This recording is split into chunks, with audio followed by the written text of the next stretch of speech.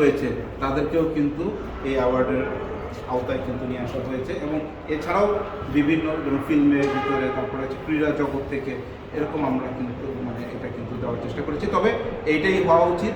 আর বিনোদনের আমরা মানে আমার যে আপনারা যদি বলেন যে আমার পার্সোনাল ওপিনিয়ন কি, আমি পার্সোনাল ওপিনিয়নে বলতে পারি যে এখন যেটা বিনোদনে যেটা চলছে, অ্যাওয়ার্ডের পরিমাণটা অনেক বেড়ে যাচ্ছে। আমি বলবো যে অ্যাওয়ার্ডের পরিমাণটা কমিয়ে কনসার্ট টাইপ যদি প্রোগ্রামগুলো যদি বাড়ানো যায়, পরিপূর্ণ মানে সব ধরনের থাকবে, গান থাকবে, নাচ থাকবে, বিভিন্ন ধরনের সব আইটেমই থাকবে, সাথে 4-5টা খুব মানে লিমিটেড অ্যাওয়ার্ড থাকবে। এটা হলে তো খুব বেশি ভালো হয়। আচ্ছা, আমরা এই মুহূর্তে যাব জনাব জেমস গুমেজের কাছে, যিনি এই অত্র প্রতিষ্ঠানের অর্থাৎ মর্সের অধ্যক্ষ, মর্সের পরিচালক। আপনার এই প্রতিষ্ঠানে আজকে একটি আয়োজন হয়েছে, আমরা সংবাদকর্মীরা এখানে এসেছিলাম। আপনার প্রতিষ্ঠানে আপনার শিক্ষার্থীদের জন্য আসলে এই বিনোদনটা কীভাবে দিয়ে থাকেন? ওকে, আপনার প্রশ্নের জন্য অনেক অনেক ধন্যবাদ জানাচ্ছি।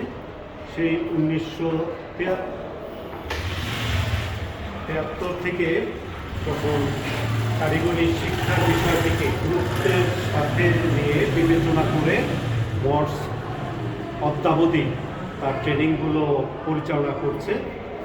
আমরা সবসময় চেষ্টার মধ্যে থাকি তাদের মানুষ হিসাবে, সুন্দর মানুষ হিসাবে গঠন করতে হবে। সকালে কয়টার সময় তাকে ঘুম থেকে উঠতে হবে, তারপরে যে রুটিন মাফিক তার পড়ালেখা করবে, এবং বিনোদনের বিষয়টি খেলাধুলার ছেলেদের এবং মেয়েদের একটা সুনির্দিষ্ট টাইম আছে, তারা সেই রুটিন অনুসারেই তাদের সকল কার্যক্রম পরিচালনা করে থাকে। এবং আজকে যে আয়োজনটি করা হলো, এতে আসলে খুবই আনন্দিত যে ময়ূরপঙ্খী এ ধরনের একটি আয়োজনকে ক্ষেত্রে মর্সের প্রেমিসিস ব্যবহার করেছে। এর ফলে বিভিন্ন ক্ষেত্রে যারা প্রতিষ্ঠিত এবং সম্ভাবনাময় ব্যক্তিবর্গ রয়েছে তাদেরকে সম্মাননা দেওয়া, উৎসাহ দেওয়া। আসলে এই জায়গাটায় আমাদের অনেকেরই দৈন্যতা ছিল বা আছে, অন্যকে উৎসাহ দেওয়া, এনকারেজ করা। আসলে যার মধ্যে সেই উৎসাহ যদি আমরা দিতে পারি, তাহলে সেই ব্যক্তি, যেমন বিদেশে একজনকে দেওয়া হলো যে এ যাবৎকালে কোন কোন দেশে তিনি ভ্রমণ করেছেন, পতাকা নিয়ে এসেছেন, অর্থাৎ দেশকে রিপ্রেজেন্ট করেছেন। স্বক্ষেত্রে এই ময়ূরপঙ্খী তারা বিচারকের দায়িত্বে যারা ছিলেন তারা পালন করেছেন। আমি মনে করি যে খুবই সুন্দর উদ্যোগ এবং তা যাতে অব্যাহত থাকে। সুস্থ ধারার বিনোদনের ক্ষেত্রে আপনার এই প্রতিষ্ঠান কী ভূমিকা পালন করে? ওকে, আমাদের আলাদা করে একটি কমিটি করা আছে, টিম করা আছে, যারা প্রতি মাসে একটা সুনির্দিষ্ট সময়ে দিনে তারা একত্রিত হয় এবং সুস্থ ধারার বিনোদনের চর্চা করে। তার মধ্যে গান, নৃত্য, কবিতা আবৃত্তি, এভাবে বক্তব্য বা উপস্থিত বক্তৃতা, এগুলো যাতে আমাদের শিক্ষার্থীরা, সকল শিক্ষার্থীরা পরিচর্চা করতে পারে, চর্চা করতে পারে, উন্নয়ন করতে পারে, সেটা আমরা চালাচ্ছি।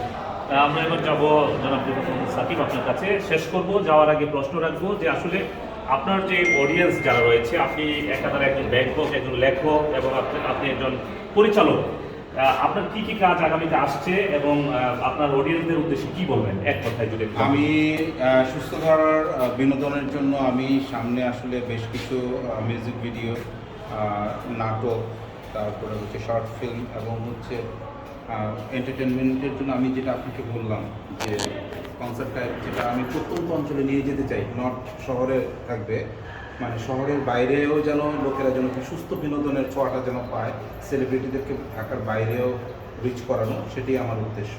এবং সুস্থ মানে সঠিক বিনোদনের মাধ্যমেই যেন জাতি যেন উঠে আসে এবং আস্তে আস্তে যেন আমাদের এই কনসার্টগুলোর মাধ্যমে বা ইভেন্টগুলোর মাধ্যমে যেন মানুষ আমাদের সিনেমার প্রতি বা নাটকের প্রতি যেন আস্তে আস্তে যেন ঢুকে যায়। আর আমি যারা নাটক নির্মাণ করছেন বর্তমানে বা সিনেমা নির্মাণ করছেন, তাদেরকে আবারও বলবো যে প্লিজ মানুষ যেন ফ্যামিলি নিয়ে যেন সিনেমা যেন দেখতে পারে, নাহলে আপনাদের সিনেমা টাকা উঠবে না।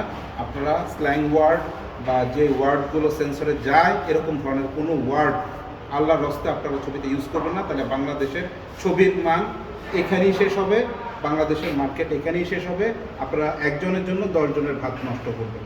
তো এটা আমি মানে একদম এবার খুব শুনতে খুব রূঢ় শোনাচ্ছে, কিন্তু এটাই বাস্তব। কারণ সবারই বাচ্চা আছে, কেউ চায় না যে মানে তার সন্তান ছোট থেকেই এইভাবে মানে এই ধরনের ওয়ার্ড শুনে বড় হোক। তো আমি ভাষাগত দিকটাকে অবশ্যই স্মার্টনেস থাকতে পারে, সেটা অন্য জিনিস, বাট সেটা অশ্লীলতা যাতে না থাকে সিনেমায়। অশ্লীলতাকে একটু অন্যভাবে, হ্যাঁ চরিত্রের প্রয়োজনে অনেক সময় অনেক ক্যারেক্টার একটু অন্যরকম হতে পারে, বাট সেটাকে মাধুর্যতার মধ্যে রেখে, কারণ বাচ্চারা যেন ভুল মেসেজ যেন মাথায় যেন না পায়, এটাই হচ্ছে আমার। অসংখ্য ধন্যবাদ আপনারা দুজনকে, বিশেষ করে রিফাত মাহমুদ সাকিব এবং জনাব জেমস গুমেজ। আপনারা ভালো থাকবেন, সুস্থ থাকবেন, শুভকামনা রইল আপনাদের জন্য। ধন্যবাদ।